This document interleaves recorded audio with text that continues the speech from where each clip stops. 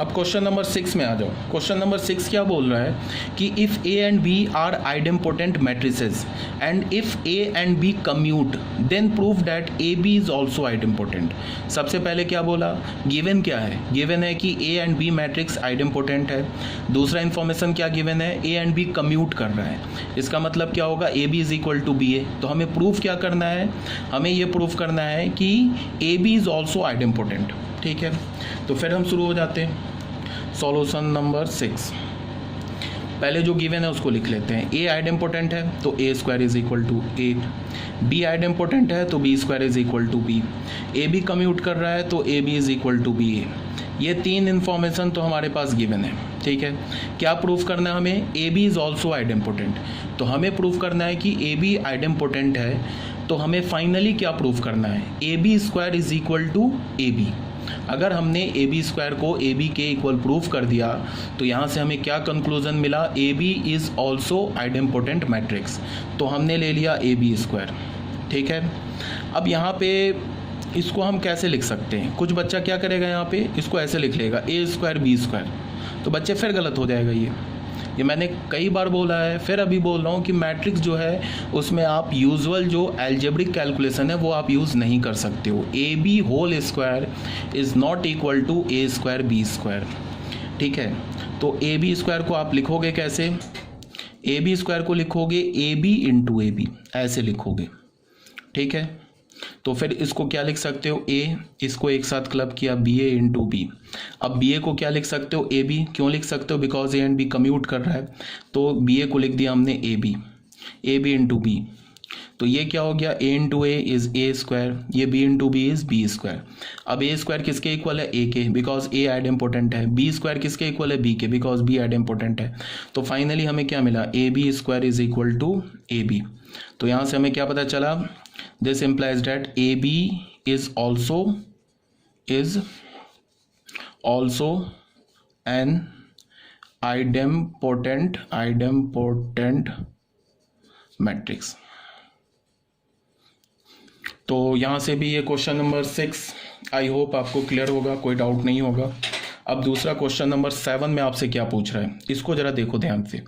एक मैट्रिक्स दे रखा है 3x3 ऑर्डर का और बोल रहा है कि prove that A matrix is involutory. तो इनवॉलेटरी प्रूफ करने का क्या मतलब है कि हमें ए स्क्वायर इज इक्वल टू ए दिखाना है। तो तुम अगर इसका स्क्वायर लोगे ना इस मैट्रिक्स का, तो खुद से ए के इक्वल आ जाएगा, तो हेंस प्रूफ हो जाएगा। तो इसको आप खुद से कर लेना, do it yourself. Question number 8 में देखो, proof that is a nilpotent matrix.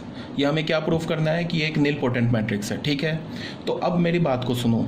अगर क्वेश्चन होता कि check that this matrix is nilpotent, या ऐसे होता find whether this matrix is nilpotent और नॉट, तो हम पहले क्या करते, सबसे पहले हम उसका डिटर्मिनेंट निकालते। अगर मान लो डिटर्मिनेंट हमें क्या मिल जाता है, नॉट इक्वल टू 0, मतलब ए मैट्रिक्स या ये जो गिवन मैट्रिक्स है वो हमें एक नॉन सिंगुलर मैट्रिक्स मिल जाता, तब तो हम तुरंत बोल देते कि A is not a nilpotent matrix. Because मैंने क्या बोला है कि किसी भी निलपोटेंट मैट्रिक्स का डिटर्मिनेंट किसके इक्वल होता है, 0 के इक्वल होता है।